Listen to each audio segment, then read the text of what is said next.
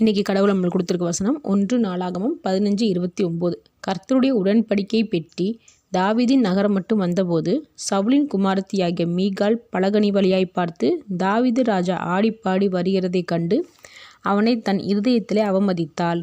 இந்த வசனத்தை கொண்டு கடவுள் நம்மகிட்ட என்ன சொல்கிறத பார்ப்போம். தாவீது ராஜா தேவனுடைய பெட்டியை அவனோட நகரத்துக்கு கொண்டு வந்த சந்தோஷத்தில் ஆடிப்பாடி மகிழ்ச்சி அடைகிறான். இதை பார்த்த தாவீதின் மனைவி மீகாள் தாவீது ராஜாவை அருவருப்பாக பார்க்குறா. இப்போ இப்படி நினச்சதுனால தேவன் இவளுக்கு குழந்தையை கொடுக்கல.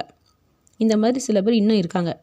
சர்ச்சுக்கு போனாலும் சரி, இல்லை தேவனை ஆராதிக்கிற இடத்துலையும் சரி, ரொம்ப அமைதியாக இருக்கணும் அப்படின்னு நினைக்கிறாங்க. ஒரு கைத்தட்டியோ இல்லை விசில் அடித்தோ இல்லை ஆடியோ தேவனை ஆராதித்தோம்னா அதை ஏற்றுக்கவே மாட்டாங்க. என்ன இந்த பிள்ளைங்க இப்படி நடந்துக்கிறாங்க, தேவனுக்கு முன்னாடி கொஞ்சம் கூட பயமே இல்லாமல் இருக்காங்க அப்படின்னு பேசுவாங்க. தேவனுடைய வார்த்தையை எவ்வளோ உற்சாகத்தோடு அவங்க ஏற்றுக்கிறாங்க அப்படின்றத பார்க்க மாட்டாங்க, குறை தான் சொல்லுவாங்க. இப்படி மீகாள் நினச்சதுனால தான் அவளுக்கு தேவன் பிள்ளைகளை கொடுக்காம தண்டிச்சார். தாவீதையோ இல்லை தாவீது கூட இருந்த மனிதர்களையோ தண்டிக்கலை. தேவன் இவங்களை ஆசீர்வதிக்க தான் செஞ்சார். தேவனுக்கு இப்படி நடந்துக்கிறது பிடிக்கலன்னா எதுக்கு ஆசீர்வதிக்க போகிறாரு?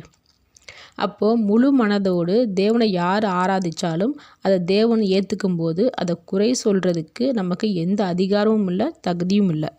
ஆமேன்.